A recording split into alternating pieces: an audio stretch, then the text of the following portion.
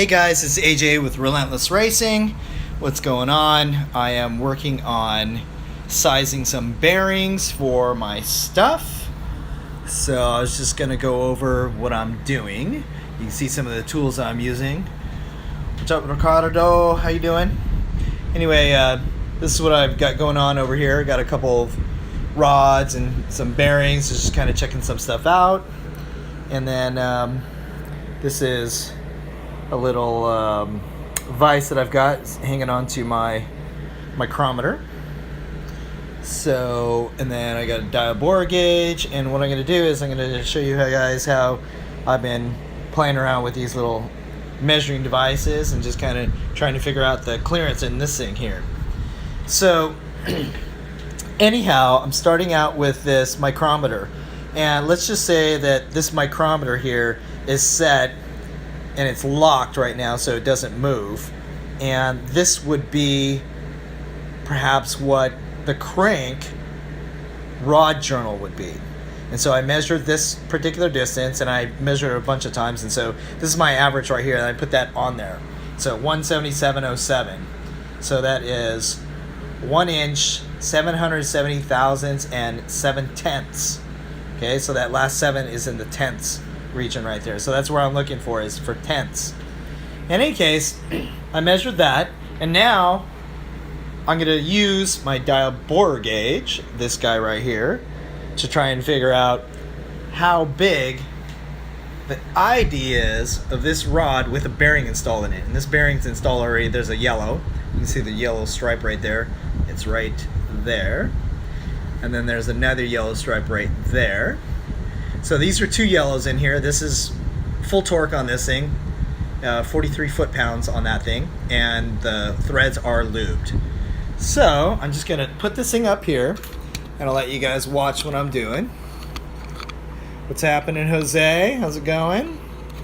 So I'm gonna put this thing up right here, and you guys are gonna see what happens, and I'll zoom up on it so you guys can see it a little bit closer.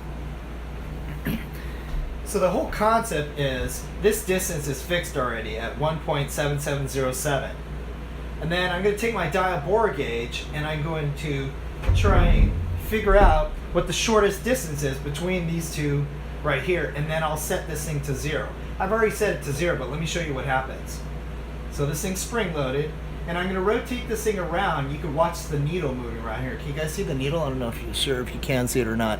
I might have to zoom in on the needle, so I'll do it again. But in any case, I'm going to put my arm around here so I can move this thing around. So you can watch the needle move around as I rotate this thing around, and boom, there's the shortest distance between it. See it walking right there? So I'm going to move it left and right, and then I'm going to move it up and down. So at that 0 point right there is where the dial bore gauge is 1.7707. So I'm going to zoom up. Hang on, let me show that to you guys. Let me see if I can get this thing a little bit closer. Okay. Let's see. Well, I think a little bit closer right here. And, oh, almost there. Okay, let's see if this will work. Let me try and get this thing to a 0. And again, I'm moving it, the dial bore gauge down at the bottom, in the micrometer, trying to figure out that, whoop. Well, there it was. There. That's the shortest distance. It actually, I found a shorter distance. So I could reset this thing back another tenth. And so each one of these graduations is a tenth. So that right there is the shortest distance.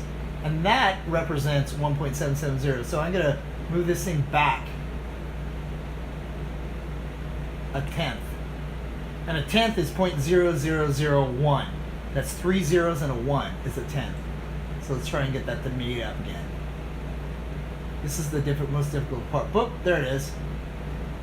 Boop. Whoops, fell out.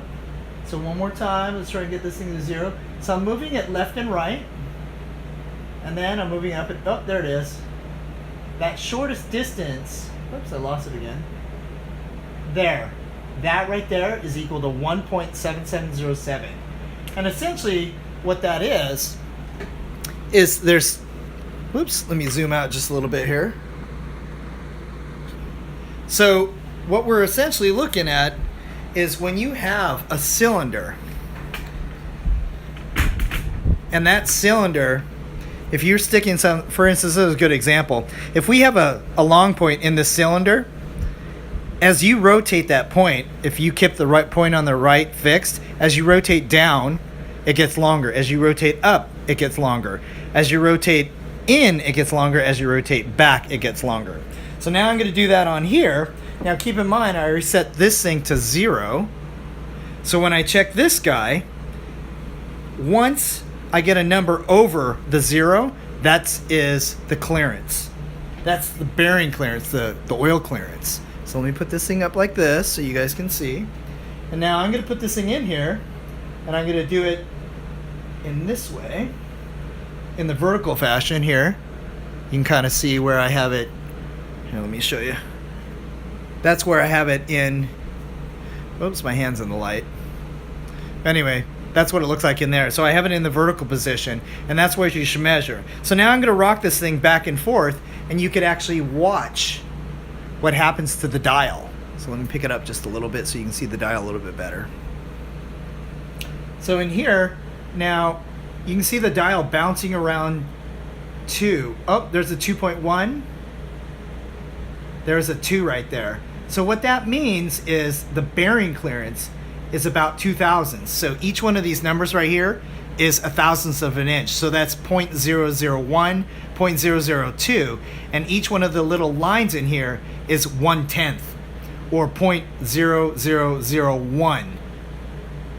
So that would be, the oil clearance is about 2.1 thousandths. Actually 2, if you look at it as you see the needle. Oh, there it is. There was the 2. Yeah, so somewhere between 2 and 2.0001. But that's what I've been doing. And again, you can see, here's what I've been working on. And then here's a close-up of this thing. Again, oops, let me rotate around this way. So each one of these numbers right here is 1 thousandth of an inch. And then each graduation is 1/10. So you can see that it's very, very accurate. Great looking piece in here too. And then they have this other wheel that's inside right here. Each one, the 0.01, that's 10 thousandths, 20 thousandths, 30 thousandths, 40, and then 50. So, but that's what's happening. The other thing I've been doing is I've been also measuring bearings. I wanted to get an idea of how thick the bearings were. So let me show you what's going on here. Let me get this real set up again. Let's see. I can put this right here. Rotate a little bit. And then, obviously all the different bearings. What's up, Tommy Gunn? All the different bearings have colors on them. And so they talk about the thickness of the bearings. This one, I'm not so sure if you can see it. It has a yellow stripe right here. So this is a yellow bearing right here. In fact, all these bearings right here are yellow. These are all yellows. These two are pink. You can see the 2 pink stripes on there. All right. So what I was doing was trying to relate the thickness of the bearing in here, from here to here. And then, oh, hey, Thomas, what's going on, dude? I didn't realize you're Tommy Gun Rivals. Anyway, I was just trying to figure out the thickness of these different bearings. And so I use this mic right here, and it has a little spherical ball on the end. Tell me if I'm doing anything wrong, Thomas. Anyhow, it's got a little spherical ball on here. And then it looks like it's off by a... Oh, there it goes. Repeatable. Okay, and so now I'm just going to check the thickness of this yellow guy right here. Let me see if it's in the screen. Okay. And so I'm just going to put this thing on here, and let's see what it measures. So this one reads, let's see, oh, there it goes. This one is 59 thousandths. 59 thousandths. And so obviously I want to take a couple more couple more shots at that and see what the distance is on the different areas of it. Because look, there's 58,000, 58.9, 58.95, and that's in a different part of it. But that's kind of in the middle. And one of the other things that I learned was, as I was going through here, look, there's a 59.6. One of the other things I learned was when I measured with the dial bore gauge inside here, that here was the shortest distance actually for the clearance. And as I rotated around, the diameter, the ID, got bigger and bigger as I got away from top to bottom, which I thought was kind of interesting. I always thought these things were circular, but they're not. So anyhow, in here, my oil clearance this way was like 2.2 or 2.1 thousandths. Out here, it could be as big as big as 3.5 thousandths going this direction, which I thought was interesting. Anyway, here's the pink, and the pink should be a little bit thinner according to the manual. So let's just do a quick measure of this guy. Go like that. So look, that's 588, but who knows? Maybe I'm not doing it right, so you're going to have to take a couple dimensions on that, a couple measurements on it using your mic. Look, there's 0.5875, and I could flip this thing over and do it on the other side.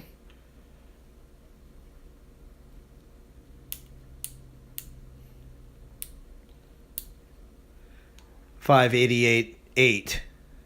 So what I found is, as I take dimensions of these things, it seems like between the different colors, there's a difference of about a half a thou. Anywhere from 4 to 5 tenths is what I'm talking about between all these different ones. Like, so here's another yellow, and I can measure this yellow again, and I'm going to measure it in the middle because I think that's where the most important part is. That's 590 right there. Let me just check it again.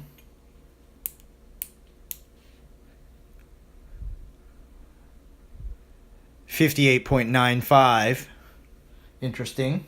So anyhow, I have a bunch of these things, and then my clearance is a little bit big here, so I'm actually ordered some different bearings, and then I'll check it again and just make sure that it is the correct oil clearance that I'm looking for.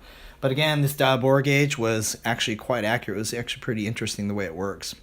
Anyhow, if you guys have any questions, hit me up. I will post this up on the stories, and hopefully this build will go a little bit faster. Tonight I'm planning on checking the mains. In the mains, I have some bearings. I actually have this guy, yep, sitting in my kitchen. And we're going to check out the mains. I'm going to check out the torques on these things, just make sure everything's torqued properly, and then I'll clean it up and I'll put some bearings in here, and then I'll just check them, and then I'll check those numbers, take that number for this guy right here, subtract it against the numbers that I got for the crane, that I measured for the crane, and then that'll be my oil clearance, and hopefully it'll be okay. Anyway, that's it for today. Hope you guys are having a good Monday, but the build continues. Relentless Racing out.